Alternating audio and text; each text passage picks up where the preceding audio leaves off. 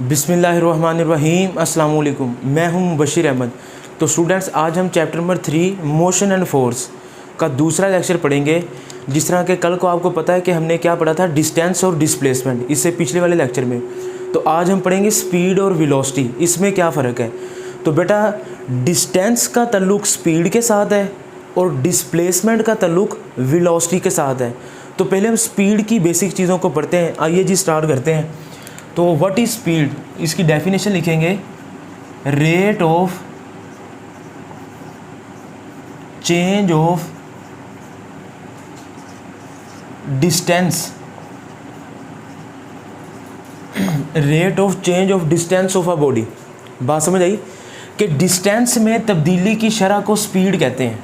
Number 1, इसका mathematical formula क्या बनेगा बेटा, speed is equal to distance over time.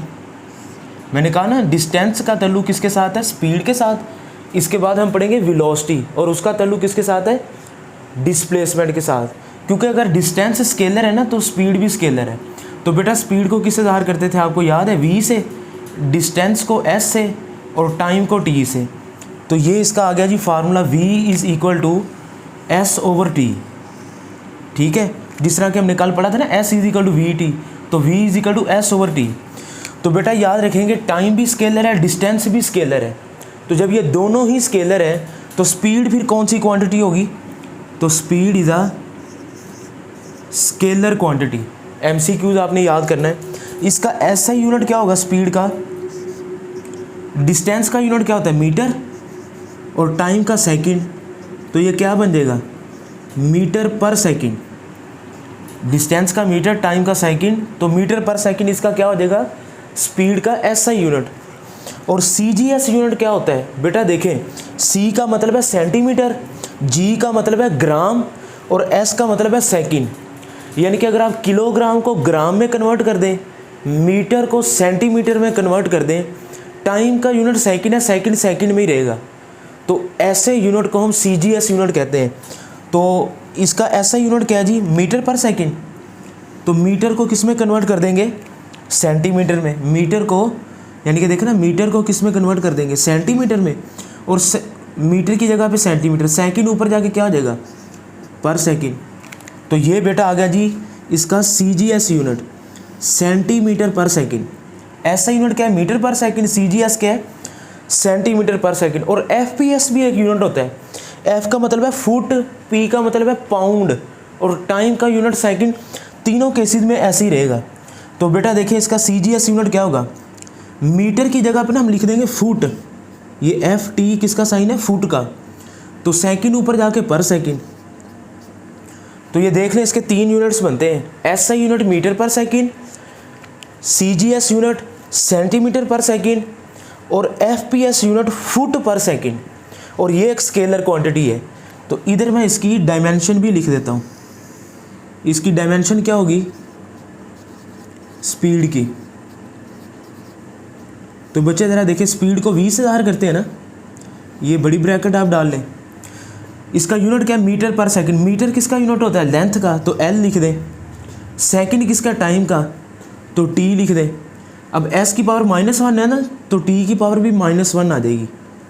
तो LT -1, ये स्पीड की आ जाएगी डायमेंशन। अब चलते हैं जी यूनिफॉर्म स्पीड की तरफ। यूनिफॉर्म का मतलब होता है बेटा एक जैसा। तो अब हम क्या लिखेंगे, if a body covers, if a body covers equal distance, if a body covers equal distance in equal interval, in equal intervals of time. अगर कोई बॉडी टाइम के बराबर, इंटरवल कहते हैं वक्फे, टाइम के बराबर हिस्सों में, बराबर वक्फों में एक, यानी कि टाइम के एक जैसे वक्फों में एक जैसा डिस्टेंस तय करे, तो ऐसे बॉडी की स्पीड को हम क्या कहेंगे कि ये यूनिफॉर्म स्पीड है। और नॉन यूनिफॉर्म में सारी डेफिनेशन यही है, बस इक्वल की जगह पे क्या आ जाएगा, अनइक्वल।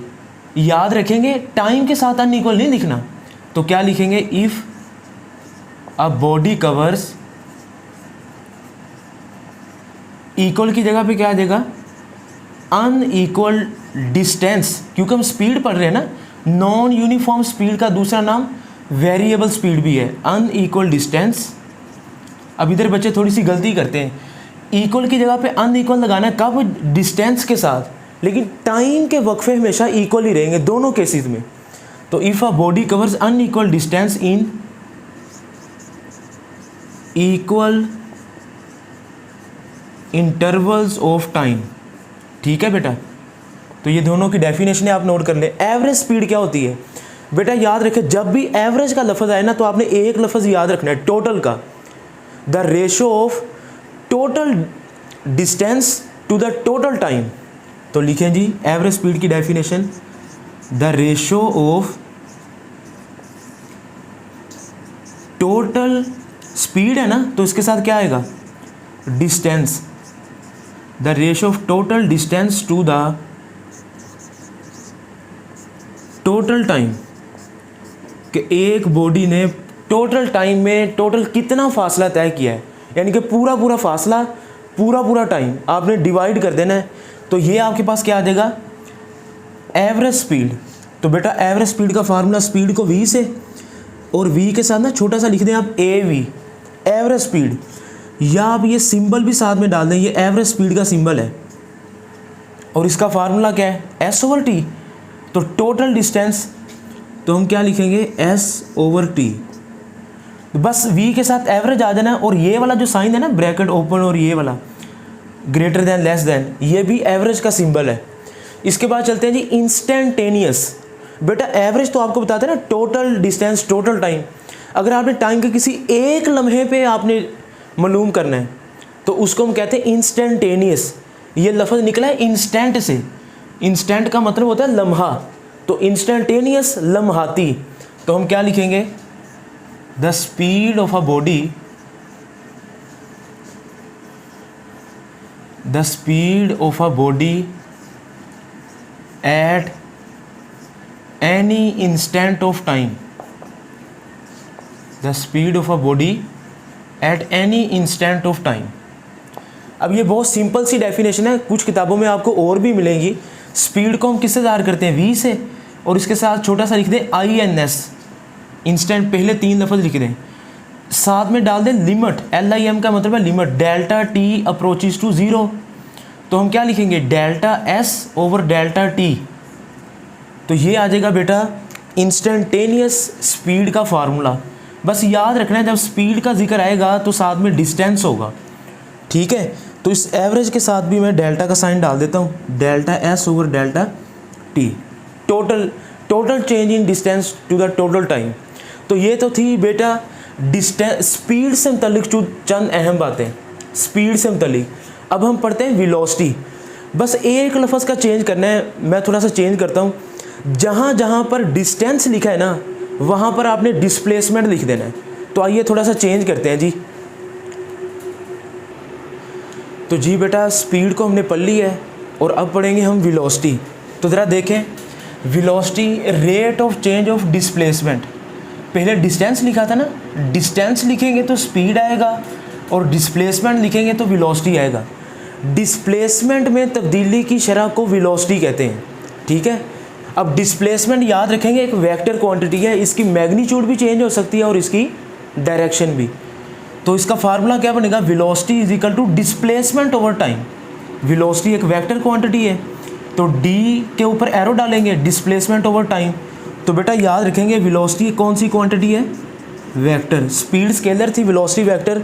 बाकी इसका SI unit, CGS unit, FPS unit और इसकी डायमेंशन, ये सब कुछ सेम है, 1 2 3 4, ये चारों चीज़ें वही हैं जो स्पीड के केस में हमने पढ़ी थी। अब पढ़ते हैं जी यूनिफॉर्म वेलोसिटी। सिर्फ एक लफ्ज़ का फ़र्क है, डिस्टेंस की जगह पे क्या आ जाएगा, displacement. If a body covers equal displacement, बस इसका फ़र्क है, in equal interval of time. अगर कोई बॉडी टाइम के बराबर वक्फों में बराबर फासला तय करे उसको हम क्या कहेंगे, यूनिफॉर्म वेलोसिटी है।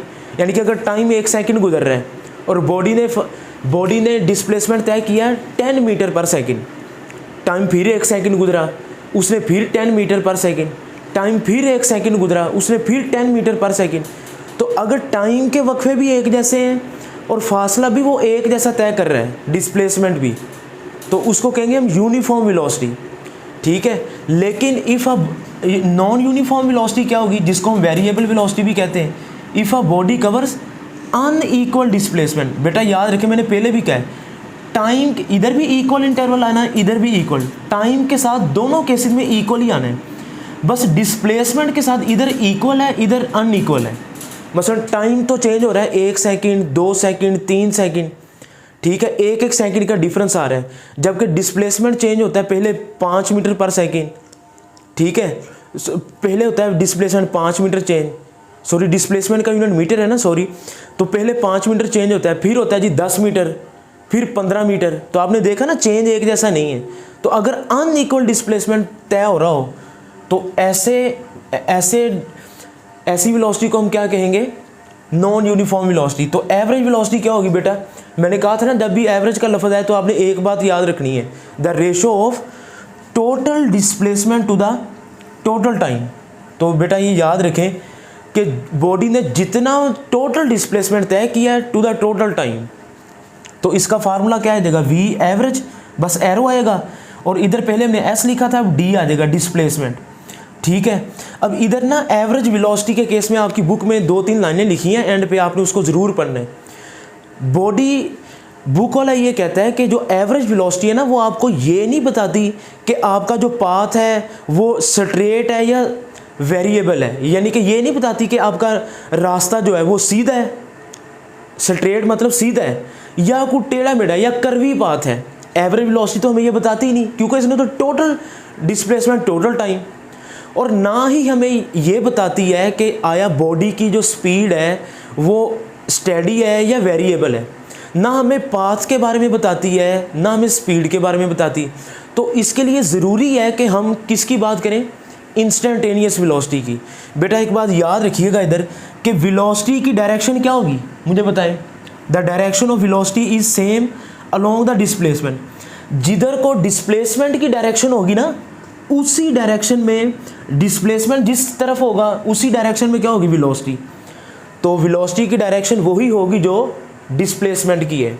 तो एवरेज वेलोसिटी आपको पाथ के बारे में भी नहीं बताती कि आया आपका जो पाथ है वो सीधा है या टेढ़ा मेढ़ा है, ना ही आपको स्पीड के बारे में बताती है कि इक्वल एक जैसी स्पीड से आप गए हैं या चेंज करके गए हैं। इसके अलावा आपकी बुक वाला एक एग्जाम्पल भी कोट करता है, इफ़ अ स्क्वॉश बॉल, कि स्क्वॉश बॉल को आप हीट करें, वो सेवरल टाइम हीट करने के बाद आपके पास आ जाए। मतलब मैंने रैकेट से हीट किया स्क्वॉश बॉल को, एक मरतबा दीवार के साथ, दूसरी मरतबा, तीसरी मरतबा, लेकिन वो बॉल मेरे हाथ में आ गई है, तो उसका डिस्प्लेसमेंट क्या होगा, ज़ीरो। मैंने आपको बताया ना कि जब इनिशियल पॉइंट और फाइनल पॉइंट सेम हो जाए तो डिस्प्लेसमेंट ज़ीरो। अब काफ़ी मरतबा टकराने के बाद स्क्वॉश बॉल आपके हाथ में आ गया, उसका डिस्प्लेसमेंट ज़ीरो है, तो उसकी वेलोसिटी भी क्या है, ज़ीरो। लेकिन हमें इधर ज़रूरत है इंस्टेंटेनियस वेलोसिटी की। अब इधर कोई और डेफिनेशन भी आपकी बुक में लिखी, लेकिन मैंने बहुत सिंपल लिखी है, the velocity of a body at any instant of time. Time के किसी भी लम्हे पर बॉडी की जो वेलोसिटी होगी ना, वो इंस्टेंटेनियस होगी। इंस्टेंट का मतलब है लम्हा। फार्मूला नोट कर लीजिए, V instantaneous is equal to limiting value of delta T approaches to zero, delta D over delta T. कुछ बुकों में इसकी डेफिनेशन ये भी लिखी है कि the limiting value as the delta T approaches to zero, delta D over delta T, the limiting value of delta D over delta T as the delta T approaches to zero. ये भी definition है, लेकिन ये थोड़ी सी simple है बेटा। ये चंद अहम बातें इसको आपने याद रखना है MCQs के लिहाज से, कि अगर किसी भी बॉडी की जो स्पीड है वो इंक्रीज़ कर रही है तो हम कहेंगे उसकी वेलोसिटी भी इंक्रीज़ कर रही है, क्योंकि हम वेलोसिटी पढ़ रहे हैं ना। अगर स्पीड इंक्रीज़ कर रही है तो वेलोसिटी भी इंक्रीज़ कर रही है, अगर स्पीड डिक्रीज़ कर रही है तो वेलोसिटी भी डिक्रीज़ कर रही है। लेकिन अगर बॉडी रेस्ट पे है तो उसकी वेलोसिटी ज़ीरो है। लेकिन अब पॉजिटिव नेगेटिव कब होगा, ये आपने बड़े गौर से सुनना है। ये आपकी बुक में एक ग्राफ भी है जो कि MD कैट में पूछा जा चुका है। वेलोसिटी पॉजिटिव कब होगी, in the direction of motion, यानी कि ये पॉइंटर है ना, इसको मैं ऊपर फेंकता हूँ तो इसकी डायरेक्शन ऑफ मोशन ऊपर को है, तो वेलोसिटी पॉजिटिव है। जब ये वापसी आएगा, इधर देखें ज़रा, ये ग्राफ देखें, X एक्सिस Y एक्सिस, ठीक है। अब एक्स एक्सिस पे मैंने टाइम को लिया और वाई एक्सिस पे मैंने वेलोसिटी को लिया है। ठीक है बेटा, अब ज़रा गौर करें, ये जो ग्राफ किसका मैंने शो किया है, velocity of a vertically thrown ball varies with time. मसलन ये पॉइंटर है ना, अगर मैं इसको ऊपर को फेंकता हूँ तो मुझे बताएं in the direction of motion, इसकी डायरेक्शन ऑफ मोशन ऊपर को है तो वेलोसिटी पॉजिटिव है, यानी कि ये आपके हाथ से जब ऊपर को जा रहा है, यानी कि आप ये समझ लें कि ये वाला पॉइंट वो है जो आपके हैंड में है, जब आपके बॉल हाथ में है। तो यहाँ से लेके अब देखें ना, जब आप इसको ऊपर को फेंकेंगे, ये ऊपर को फेंका तो एक मैक्सिमम हाइट पे जाके इसकी वेलोसिटी ज़ीरो नहीं होगी। तो आप देखें कि ये वाली लाइन शो कर रही है कि उसकी वेलोसिटी मैक्सिमम से ज़ीरो हो गई है, ये पॉजिटिव है, यहाँ तक ये वेलोसिटी क्या है, पॉजिटिव। वेलोसिटी पॉजिटिव क्यों है, क्योंकि वो डायरेक्शन ऑफ मोशन में है।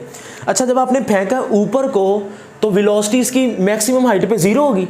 अब डायरेक्शन ऑफ मोशन तो ऊपर को है, जब वो वापस आ रही है तो उसकी वेलोसिटी नेगेटिव नहीं होगी।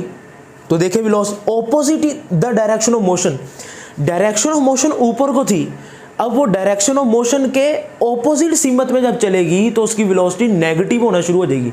यानी कि जब ऊपर से नीचे आएगी ना तो ये है मैक्सिमम पॉइंट जहाँ पर वेलोसिटी ज़ीरो होगी हाइट पे जाके, जब वो ऊपर से नीचे आएगी तो उसकी वेलोसिटी क्या होगी, नेगेटिव। तो बेटा ये देख लें, ये वर्टिकली थ्रोन बॉल का ये ग्राफ है, वेलोसिटी टाइम ग्राफ। ठीक है, ये वाली लाइन आएगी। तो आई होप कि ये वेलोसिटी आपको समझ आ गया होगा। अपना बहुत सा ख्याल रखें। मुबशर अहमद को दें इजाज़त। कमेंट सेक्शन में अपना फीडबैक ज़रूर दें। अल्लाह हाफिज़।